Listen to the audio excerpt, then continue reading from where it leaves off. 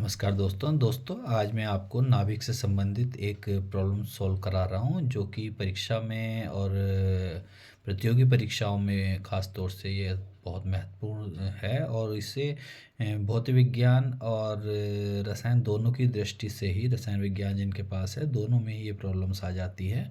तो यहाँ एक क्वेश्चन है, नाइट्रोजन नाभिक की बंधन ऊर्जा मेगा इलेक्ट्रोवोल्ट में ज्ञात करो। और जबकि यहाँ एम एन दिया हुआ है, देखिएगा ये जो एम कैपिटल एन, यहाँ ध्यान देने वाली बात है, मास ऑफ ये न्यूक्लियाई दिया हुआ है, एक तरह नाभिक का द्रव्यमान दिया हुआ है हमें 14.00307 यूनिट।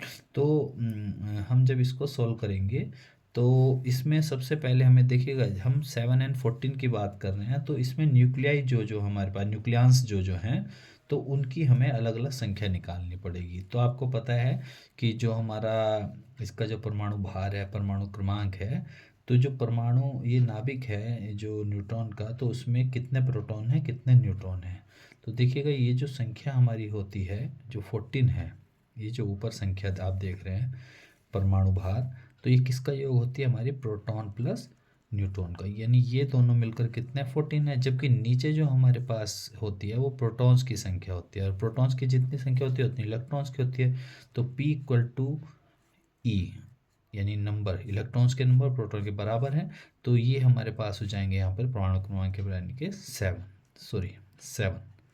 तो जब हमें पता है कि प्रोटॉन हमारे 7 है तो न्यूट्रॉन भी हमारे कितने रह गए 7, क्योंकि P प्लस एन हमारे पास कितना है 14 है। तो 7 प्लस एन भी हमारे पास कितना हुआ 14 हुआ, तो न्यूट्रॉन भी हमारे पास कितने हुए 14 माइनस 7, यानी कि ये हो गए 7। तो हमें पता लग गया कि न्यूट्रॉन हमारे पास 7 है, प्रोटॉन हमारे पास 7 है, इलेक्ट्रॉन भी 7 है। ये हमने इसलिए किया क्योंकि देखिए हमें क्या निकालना है, हमें सबसे पहले जो निकालनी बंधन ऊर्जा। तो बंधन ऊर्जा का फॉर्मूला हमें पता है कि जो बंधन ऊर्जा होती है उसको अगर मेगा इलेक्ट्रोवोल्ट में आप निकालना चाहते हैं तो बंधन ऊर्जा को हम डेल्टा एम इंटू 931, सीधे मैं एक फार्मूला बता रहा हूँ जिससे आप चेंज कर सकते हैं सीधा मेगा इलेक्ट्रोवोल्ट में, इन मेगा इलेक्ट्रोवोल्ट। लेकिन ये जो डेल्टा एम है ना, ये डेल्टा एम हमारा क्या होता है, ये डेल्टा एम हमारा कहलाता है द्रव्यमान क्षति। और द्रव्यमान क्षति हमारी होती है, द्रव्यमान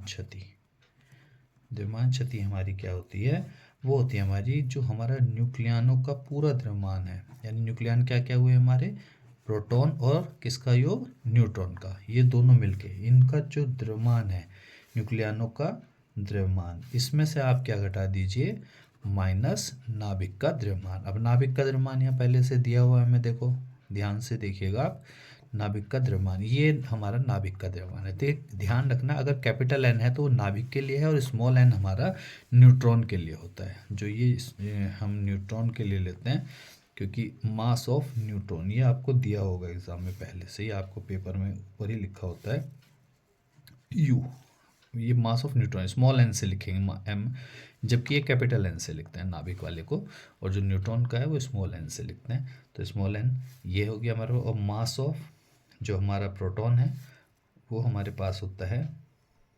1.00783 यू। तो ये जो है ये हमारे पास दोनों है। तो ये जो न्यूक्लियनों का द्रव्यमान है, तो हम इसमें टोटल न्यूक्लियन देख लिए हमने कितने हैं 7, तो न्यूट्रॉन है और 7 ही हमारे प्रोटॉन है। तो एक प्रोटॉन और एक न्यूट्रॉन का द्रव्यमान दे रखा है, तो 7 का कितना हुआ, 7 से इसको मल्टीप्लाई कीजिए, इसको कीजिए, यहाँ पर न्यूक्लियनों का द्रव्यमान कर दीजिए और माइनस नाभिक का द्रव्यमान, इससे हमारा द्रव्यमान क्षति निकल जाएगी, यानी डेल्टा एम का वैल्यू निकल जाएगा इससे। तो जब डेल्टा एम निकल जाएगा सीधे इस इक्वेशन, मान लीजिए इसको इक्वेशन 1 मान लीजिए, इसमें डेल्टा एम की वैल्यू रखकर और 931 से मल्टीप्लाई कर दीजिएगा। तो हम न्यूक्लियनों का द्रव्यमान यानी कि कितना हुआ हमारे न्यूक्लियनों का द्रव्यमान, यानी 7 मास ऑफ कितने हैं proton plus 7 mass of neutron, ये हमारा न्यूक्लियन हो गए। क्योंकि 7 है इसमें संख्या, एक का दिया हुआ है तो 7 से मल्टीप्लाई कर दीजिएगा, यहाँ हमने निकाल ही लिए हैं कितने प्रोटॉन कितने न्यूट्रॉन है, माइनस और नाभिक का द्रव्यमान यानी कि मास ऑफ जो कैपिटल एन दिया हुआ है आपका, ये आप देख रहे हैं।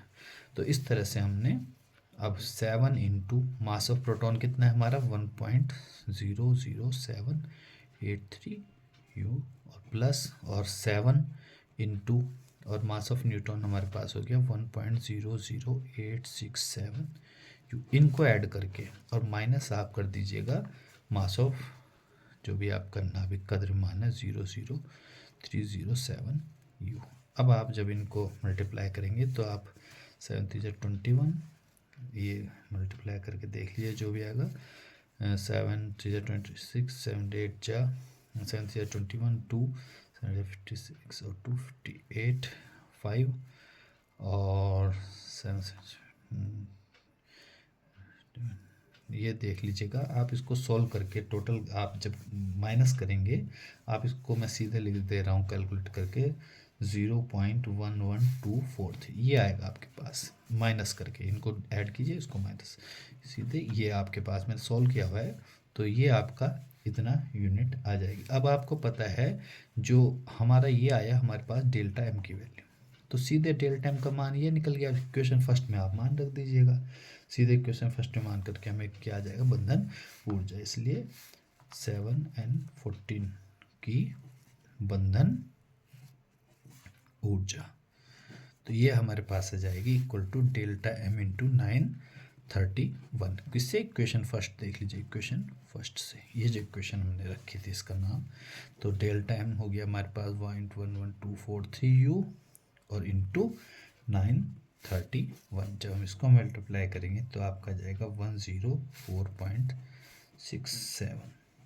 Mega electronvolt. तो इस तरह से देखिए, ये क्वेश्चन मैंने आपको इसलिए बताया क्योंकि ये क्वेश्चंस कई एग्ज़ाम्स में पहले आ चुका है और कंपटीशन की दृष्टि से भी महत्वपूर्ण है। तो आप इसको थोड़ा सा समझें और इसी के आधार पर और क्वेश्चंस करने की कोशिश करें। थैंक्स।